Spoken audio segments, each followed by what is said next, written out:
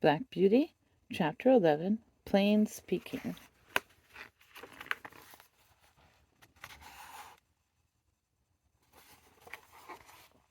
The longer I lived at Birtwick, the more proud and happy I felt at having such a place. Our master and mistress were respected and beloved by all who knew them.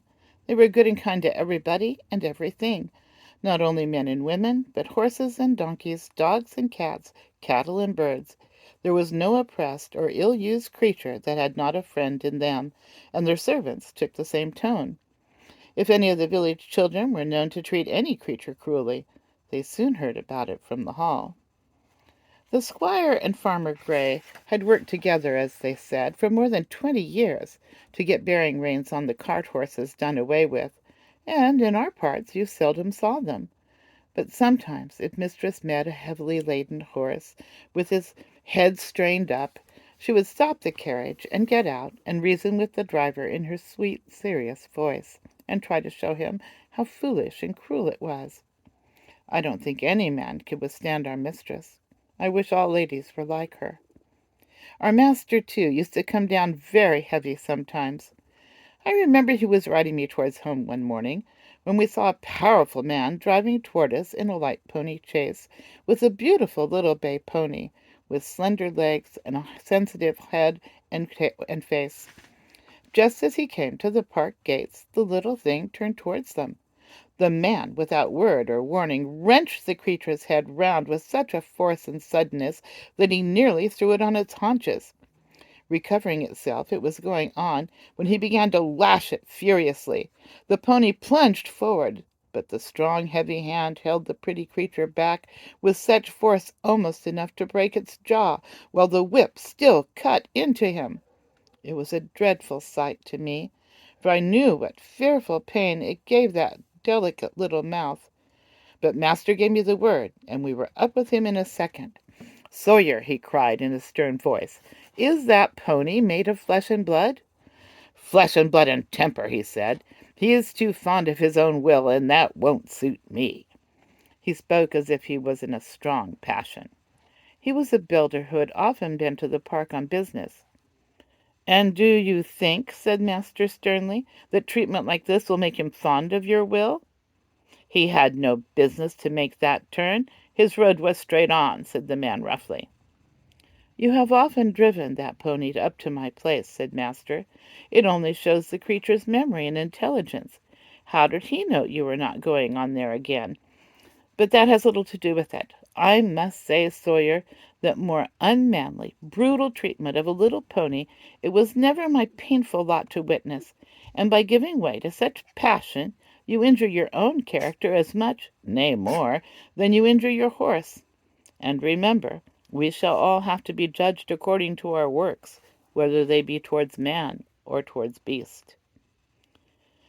Master rode me home slowly, and I could tell by his voice how the thing had grieved him. He was just as free to speak to gentlemen of his own rank as to those below him. For another day, when we were out, we met a Captain Langley, a friend of our master's. He was driving a splendid pair of greys in a kind of break. After a little conversation, the captain said, "What do you think of my new team, Mr. Gordon? You know you are the judge of horses in these parts, and I should like your opinion." The master backed me a little, so as to get a good view of them. "They are an uncommonly handsome pair," he said, "and if they are as good as they look, I am sure you need not wish for anything better. But I see you still hold that pet scheme of yours for worrying your horses and lessening their power." "What do you mean?" said the other. "The bearing reins? Oh, I know that's a hobby of yours. Well, the fact is, I like to see my horses hold their heads up." "So do I," said master, "as well as any man, but I don't like to see them held up. That takes all the shine out of it. Now you are a military man, Langley, and no doubt like to see your regiment look well on parade. Heads up and all that. But you would not take much credit for your drill if all your men had their heads tied to a backboard. It might not be much harm on parade, except to worry and fatigue them. But how would it be in a bayonet charge against the enemy, when they want free use of every muscle and all their strength thrown forward? I would not give much for their chance of victory.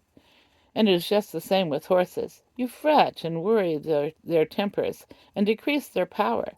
You will not let them throw their weight against their work, and so they have to do too much with their joints and muscles, and of course it wears them up faster. You may depend upon it. Horses were intended to have their heads free as men's are. And if we would act a little more according to common sense and a good deal less according to fashion, we should find many things work easier. Besides, you know as well as I that if a horse makes a false step, he has much less chance of recovering himself if his head and neck are fastened back. And now, said the master, laughing, I have given my hobby a good trot out. Can't you make up your mind to mount him too, Captain? Your example would go a long way. I believe you are right in theory, said the other, and that's a rather hard bit about the soldiers. But, well, I'll think about it. And so they parted.